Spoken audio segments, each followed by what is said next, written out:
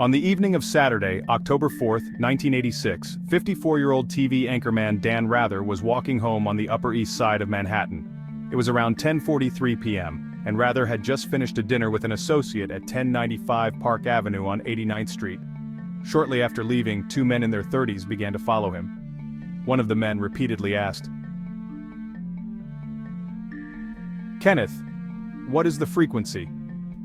Despite Rather's attempts to explain that they had the wrong person, and that he had no idea what they were talking about, the men grew more aggressive. As they reached 88th Street, one of the men punched Rather in the jaw, just below the left ear, knocking him to the ground. Rather quickly got up and ran into the lobby of 1075 Park Avenue, but the attackers pursued him, continuing to beat him while repeating the same phrase. "Kenneth, what is the frequency?" The doorman and superintendent of the building witnessed the attack, and the superintendent intervened, causing the assailants to flee.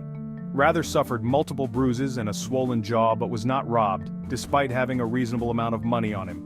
Rather was taken to Lenox Hill Hospital and treated for minor injuries before being discharged. He described one of the attackers as a well-dressed man, approximately 6 feet tall with dark hair and a mustache. Both men were wearing dark suits, white shirts, and black ties. It was unclear whether the attack was intentional or a case of mistaken identity, given the use of the name Kenneth. Just a few days later, on Monday, October 6th, Dan Rather returned to his usual slot on CBS hosting the evening news. He addressed the attack during his closing statement after news of the bizarre incident had spread.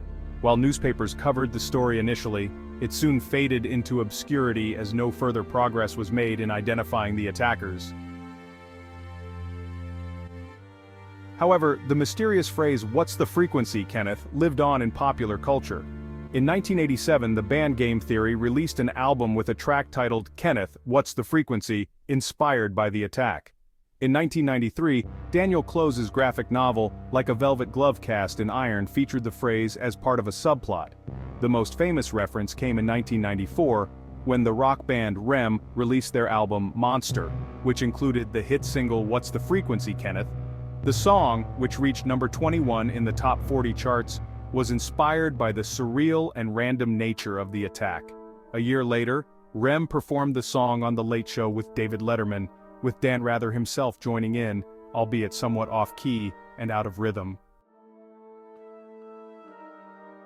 However, one of the attackers would later resurface in a more violent context.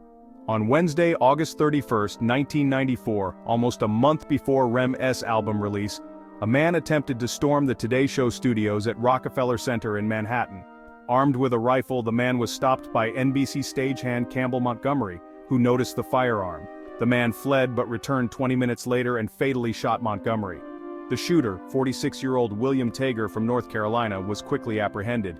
Tager claimed that NBC had been beaming transmissions into his brain and that his attack was an attempt to stop them. Tager was convicted of manslaughter and sentenced to 12.5 to 25 years in Sing Sing Correctional Facility. During his imprisonment, Tager revealed to prison staff that he was a time traveler from the year 2265, sent on a mission to exchange his freedom for information. He claimed to be tracked by a chip implanted in his brain, and confessed to being one of the men who attacked Dan Rather, believing Rather resembled his timeline's vice president Kenneth Burroughs. Rather identified Tager as one of his attackers, providing details that matched the crime scene. However, the second assailant remains unidentified. There is another theory regarding the attack on Rather.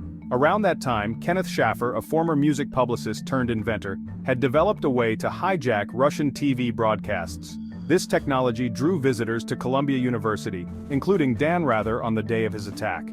Schaffer believes Tager mistook Rather for him, as Schaffer often faced questions about his technology, but never revealed the frequencies used. William Tager was released on parole on October 27, 2010, at the age of 63, with conditions including regular substance abuse testing, anti-violence counseling, and a prohibition on driving. The story of Dan Rather's random attack, which inspired a rock record and eventually led to a murder, remains enigmatic. The question still lingers. What was the frequency, Kenneth?